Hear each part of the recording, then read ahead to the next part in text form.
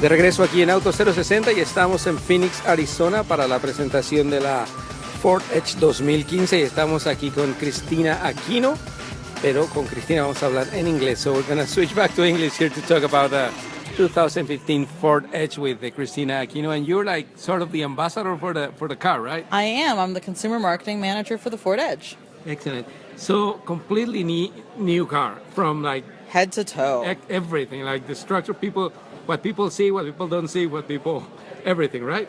Absolutely correct. Everything on this car is brand new. We've got a new platform. We've got new sheet metal, so the design is totally different from the outgoing model. And we've got some new powertrains as well on this car. And it's different, but it's keeping like some of the cues that people love. I mean, this car is very popular. I understand you sell about 120,000. Correct, about 10,000 a month. Absolutely. That's amazing. No, we've done really well in the United States and for a very long time. And part of the reason for that is that people tell us over and over again they love the way this car looks. They love the design. So when our designer came and looked at it, he said, I want to make sure I keep that proportion, keep that strength and that stance that people love about the Edge, but we're going to update it and we're going to make it look even sharper. Which might be a kind of a challenge because, I mean, you want to change it in some ways to make it different, but also you don't want to change it that much and screw it up, right? No. I mean, and I think personally that he did a great job. He really tried to make it look just more athletic, sleeker, give it curvier lines, but at the same time still keep a lot of the stuff that people love about their old Edge. One thing that I especially like, we're sitting here in like 3/4 of an angle from the back. Those lights in the back are like fantastic. I mean, like beautiful.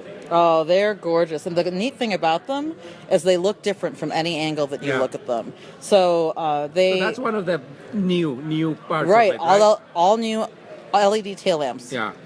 So that they didn't exist in the previous generation. Exactly, correct. So we were going, and here Ford has, we're at W Hotel here, and they have put like a big display with different areas, and there's a lot to talk about here. So design, it's very interesting. We talk about the exterior a little bit. About the interior, they show us a presentation here in which the door panels, that people might think, oh, nobody pays attention to that, but when you see the difference between the previous generation and the new one is huge. Oh, absolutely. And the thing that I think is also so amazing, right, is this car has been a leader since we started selling it. So it's not like there was anything wrong with the previous model. It's really about how much we did to make it so much better. So we added a lot more soft leather in the door. So basically anything that you touch in the car feels soft or feels warm to the touch. We have authentic, especially in like the titanium and the Sport, we have a real aluminum applique in the front of the car, so you can tap on it and that's real metal. We have real plating everywhere. So everything is really authentic and really just nice to the touch. And that's been changing a lot in this segment, which is not that very expensive car. I mean, like I think top stops is like around 38, 39, right? So starting base price on the Sport is around $38,995. Yeah, exactly. So, but you can get it a little bit more expensive than that if you get everything, all the whistles and bells. But that's a lot. I mean, you're getting a lot of things. I mean, for example, here I got a display for the doors. I mean, you see the detail in the designing. I mean, even the cup holder on the side. Oh, it used to stick to the side, and now it's like flush. I mean, like, how much attention do you guys pay to these little things? The great thing for me is I was the product marketing manager on Edge before I was the consumer marketing manager. So that means that every day I came in and I stood next to the engineering and design team, and we talked about what the customer needed and what feedback we got and all the different ways we could improve the car. So I got to see them say, we need to change the way that we do the cup holders. We need to make sure that these materials are soft. Attention to every little thing. That's a very interesting process, actually, when you like go and talk to the customers of the current generation car, and then like you go and like make the change. I mean, like those meetings can be tough, I guess, sometimes, right? They absolutely can be. And sometimes you get harsh feedback. And instead of getting defensive, you have to think, how are we going to take that information and make this car even better? Especially, for example, I mean, there were some issues with the sync system in the previous generation.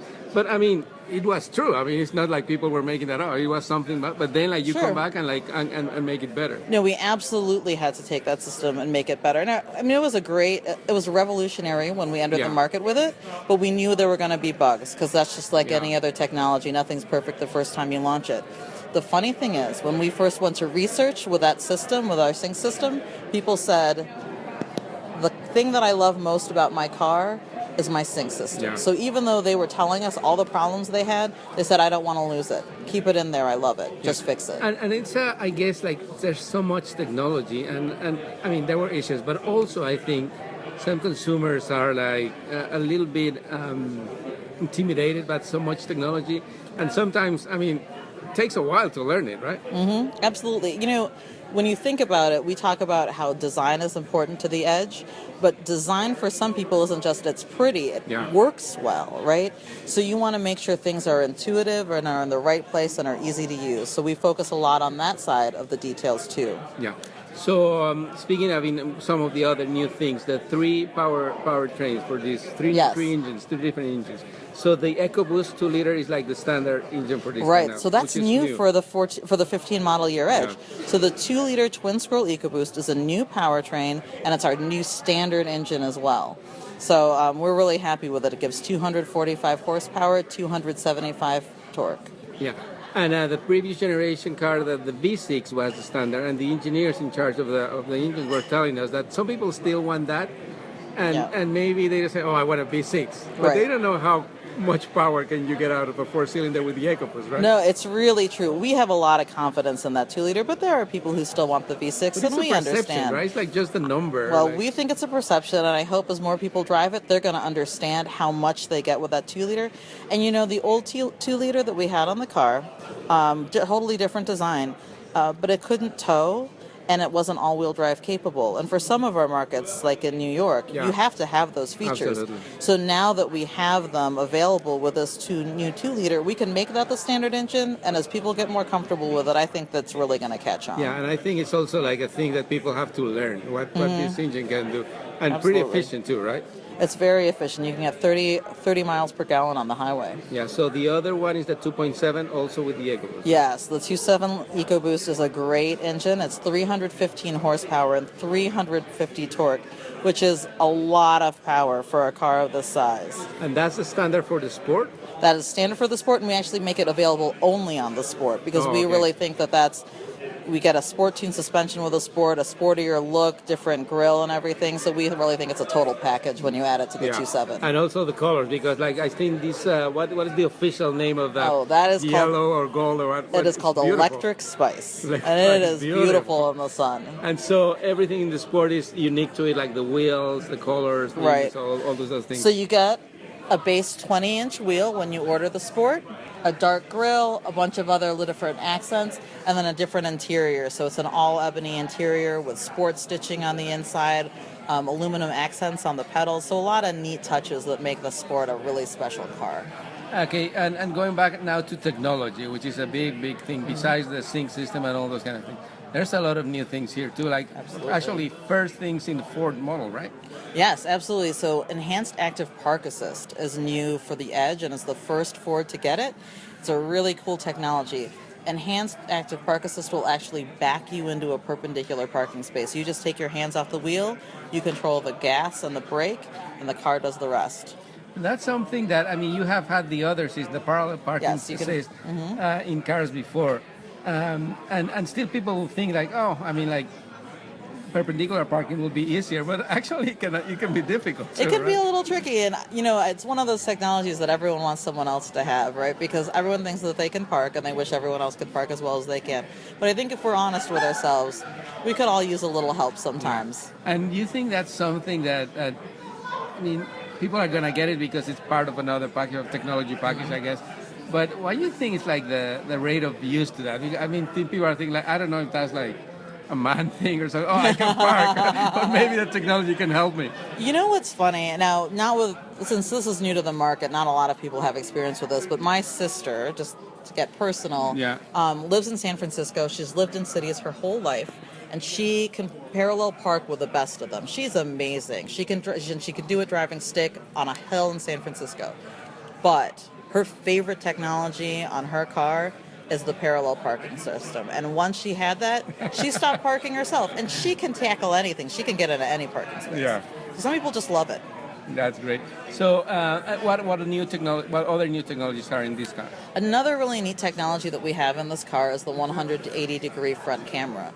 So, you know, sometimes, especially if you're someplace where there are bushes or signs out that block your view when you're trying to pull out, this is a great camera that helps you sort of see around a corner and make sure that you're clear when you're pulling into traffic. Along with the park assist, you also get these side, front, and rear parking sensors. Yeah. And those will make sure that you don't get too close to something that you might hit. And you think about just what a little bit of damage and how much it costs to get that fixed on your car. That's a lifesaver. So the camera actually has like a special feature also. Has its own washer, right? That's true. How could I ever forget the washer system? That's amazing. It's a lot of fun. Speaking about detail. Exactly. Because if we live in Detroit, so there's always salt on the roads, and you know how frustrating it can be when you can't see out the camera. Well, now we have a washer that you can activate to clean up the maybe I live camera. in Miami and we don't have snow, obviously, Sure. but we have a lot of insects. Maybe you get so like that will help it, right? It's a remarkably powerful spray. Yeah. So again, what are the trims for the cars and more or less the prices? Sure. So we start at the SE trim, which is $28,995, and that's actually the same price as we're selling our 2014 model year SE. And then it keeps going up from there. So we have the SEL, and then we have the titanium and the Sport. Well, Cristina, thank you very much. I think when we started the conversation, it's going to be too long, and to difficult, but I think we made it really good. Huh? A lot to talk about the car, but you made it easy. Well, thank you so much. You made it easy as well. Thank you very much, Cristina. Bye.